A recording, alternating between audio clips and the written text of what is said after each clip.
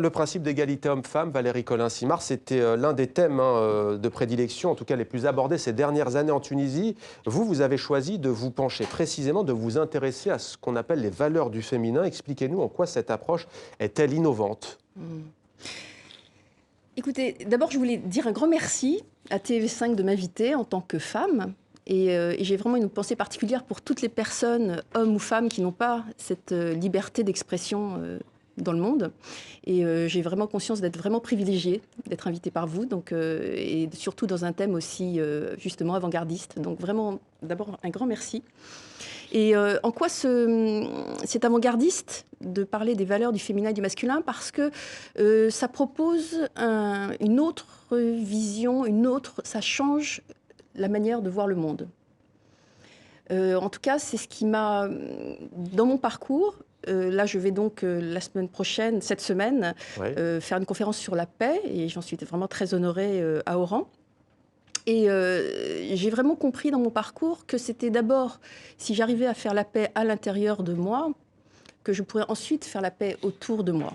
Et c'est vrai aussi bien dans les relations hommes-femmes que dans les relations dans l'entreprise. Aujourd'hui, je suis coach également dans l'entreprise et je coach des dirigeants d'entreprise. Et c'était vraiment, comme vous le savez sans doute, un haut lieu de guerre silencieuse. Ouais.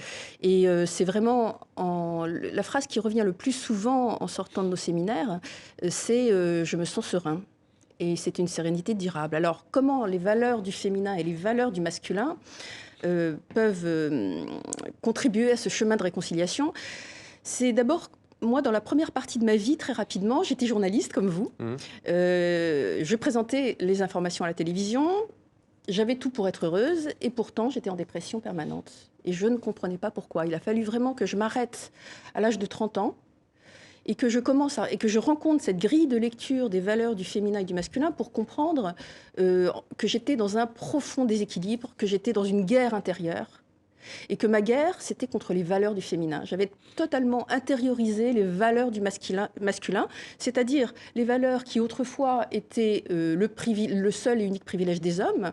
Il y a encore très peu de temps, jamais j'aurais pu publier un livre sous mon nom en tant que femme, Ouais. parler comme je le fais, et c'est pour ça que je suis très consciente du privilège que j'ai aujourd'hui avec vous et celui de vivre en France, car ce n'est pas le cas dans tous les pays du monde.